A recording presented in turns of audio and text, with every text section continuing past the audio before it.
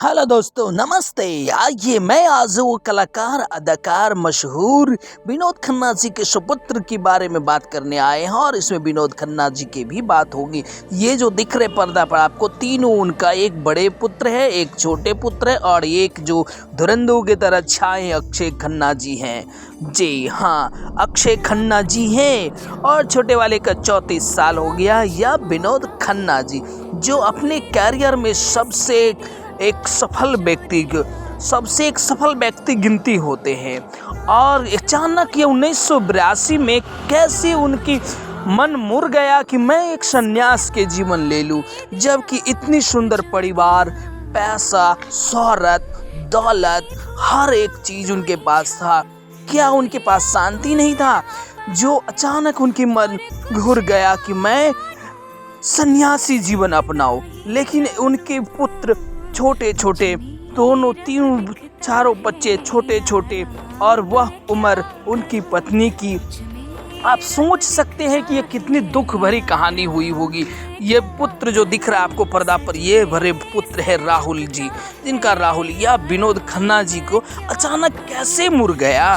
इतने धन दौलत शोहरत जो उस समय किसी के भी सितारे थे, हर एक के नाम पे, हर एक के जुबान पर थे, वह सितारा तो विनोद खन्ना जी।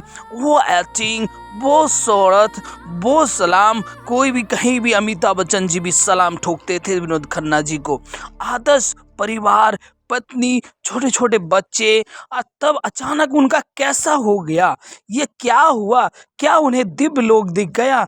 क्या उन्हें परमात्मा स्वप्न में आ गए कि तुम यह घर परिवार छोड़ दो और चले आओ?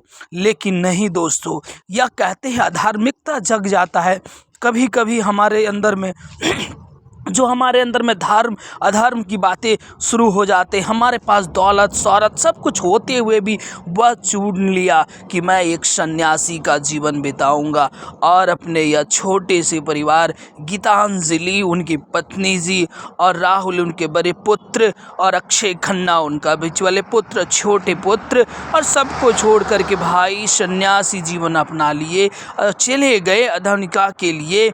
और वहाँ पर चढ़ा उसमें जा करके आपको क्या लगता है वहाँ जाकर क्या वो बहुत अच्छी जीवन? नहीं भाई, वहाँ जाकर भी वो सिर्फ सन्यासियों को सेवा करना, एक साधारण मनुष्य के तरह ध्यान करना, परमेश्वर को ध्यान करना और गुरुजनों को सेवा करना और वहाँ पे छोटे बड़े काम करना, बर्तन मांजना, खाना बनाना, सब यह काम करना। क्या लगता है आपको सन्यासी जीवन इतना आसान है क्या? लेकिन उन्हें यह था तो बॉलीवुड के सितारे होकर भी, धन दौलत शोहरत होकर भी, छोटे छोटे नन्हे मुन्ने बच्चों को छोड़ करके सोचिए उनके हृदय कैसे गया होगा।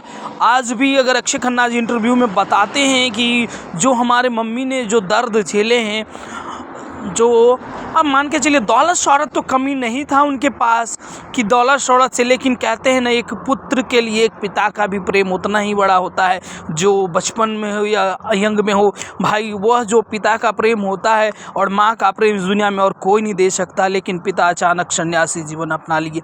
यह बात उनके बेटा कई बार अक्षय खन्ना जी किसी भी इंटरव्यू में बताते हैं कि हाँ यह बात तो है, लेकिन अब उनका इच्छा था कि मैं सन्यासी जीवन बिताऊँ, तो उन्होंने यह अपने आप से चेंज अपना मोड़ ले आए। लेकिन बेहतरीन जीवन को छोड़ करके सोचिए, इतना सुंदर परिवार, ये नन्हे मुन्ने बच्चे को छोड़ करके और इतनी सुंदर पत्नी जो गीतांजलि है और सितारे हैं, उसका बाद भी अचानक यह कैसे मोड़ आना कि मैं सन्यासी जीवन बिताऊं।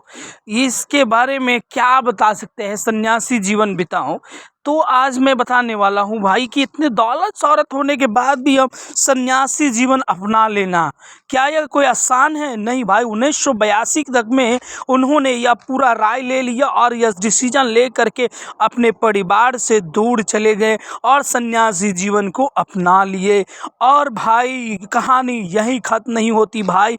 उसके बाद आप देखिए जब उन्हें याद आने लगा कि भाई हमारे छोटे छोटे बच्चे, कभी भाई याद आते हैं, अगर आप ये नहीं कि अब सन्यासी सन्यासी जीवन हो गए तो सब कुछ भूल गए या सब कुछ भूल करके मुक्त हो गए, लेकिन आपको याद तो जरूर आते। जब भगवान को ध्यान करिए या किसी को भी ध्यान करिए तो उसमें आपको आपके परिवार की याद जरूर आते हैं, और वह परिवार की याद हमेशा आते ही रहते हैं, और इसमें कोई नहीं कुछ कर सकता है।